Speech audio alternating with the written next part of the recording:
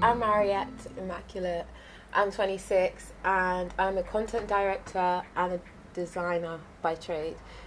My day-to-day life is never the same. No 2 days are the same, especially in Brixton, London. So it can vary from designing, packing orders, doing somebody's hair, doing a custom order, shooting content, commissioning all manners of art, painting, or liaising a brand collaboration, or essentially doing something that will make sure my creative design brand lives to see another day. My creative design brand is my baby Catface. I've been doing it for 10 years, and essentially it was just a space for me to express myself online. And it grew. The more time I spent there, it just continued to grow, and here we're at Studio Catface, a materialization of my personality, everything I do every day.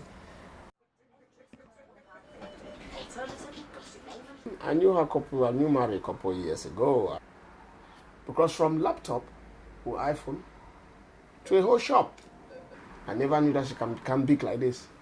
So today, I'm very proud of Mari. When I see her now, I'm very happy. That's why I always pop here once in a while to say hi.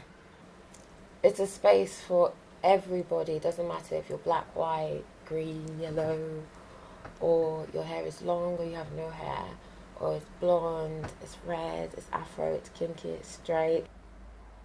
I just love to make things and express myself. I have a special relationship with colour. I'm very interested in where colours meet, where green stops being green and becomes blue. And I like that, being able to give that gift to somebody else or making people happy. I'm from Benin City, Edo State, Nigeria. It's very special, and it's dangerous, it's beautiful, it's natural, it's fresh, and you grow up learning how to survive from when you're born. My family, we speak Edo, we're Edo, and a lot of us, we grow up learning skills and tools. There's a childhood of freedom and being able to be creative, but also having a natural environment and being in a community where your family is your community and your neighbours and your hood is what essentially raises you, and everybody is tight-knit and close-knit. So growing up in that environment, I moved here when I was 11, and then coming to London, and the idea of London in England was something I always read about. I read the whole of Shakespeare before I turned 9. I read a lot of English writers like Charles Dickens. So by the time when I was 11 and we were moving to London, I was like, right, it's going to be all castles. Everybody will be wearing corsets. Just like the books. I'll be like, please sir, can I have some more? So that was my childhood. You just make the most of what you have, and whatever ideas you have of the world, when it doesn't match up to your reality, you have to make it match. There's a community that existed beforehand, before I got here, and and I'm grateful that I have a community that I fit into, that I so embracing. Essentially, it's a wider family, and everybody looks after each other, and that's really, really important. Here, people learning, they're working voluntary work here to have experience so that you go and teach another people. So at the end, she's developing another generation. I'm Catarina from Portugal. Saw the beautiful braids with rainbow colors and whatnot, and so then through that I found the Instagram here, placed my first order, and then eventually we just started to talk back and forth through social media, and eventually I actually flew here for her to do my hair. And yeah, we just became friends. Multiculturalism, which is pretty much what we live in, especially in London, but everywhere really, obviously has some good and bad things associated with it. One of those things is something that is now really common, which is cultural appropriation, which obviously since I braided my hair I've been accused of. It's appreciation, not appropriation. There's different levels to it. Of course there's like people that take advantage of it, but don't generalize it.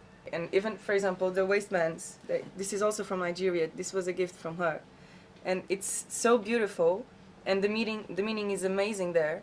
And I'm literally feel blessed to have contact with this type of thing, because I've never been to Nigeria, and I feel like I now know a bit more about the culture, like the real culture, not what social media does.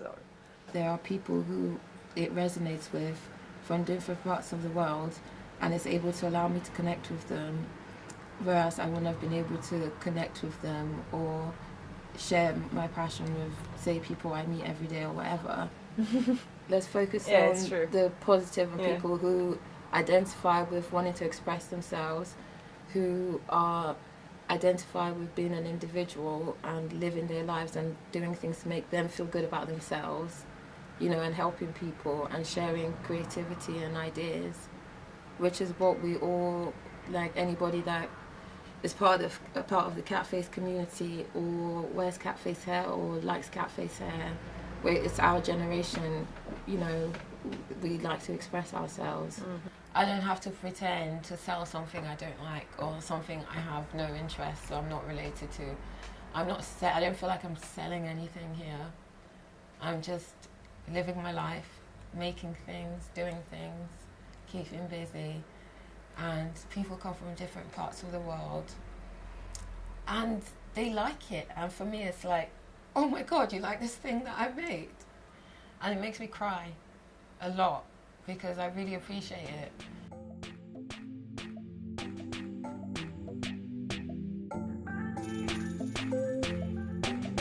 Don't ever leave London.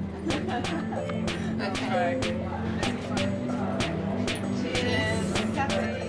5 years time, I would like to see a studio Catface in every major country.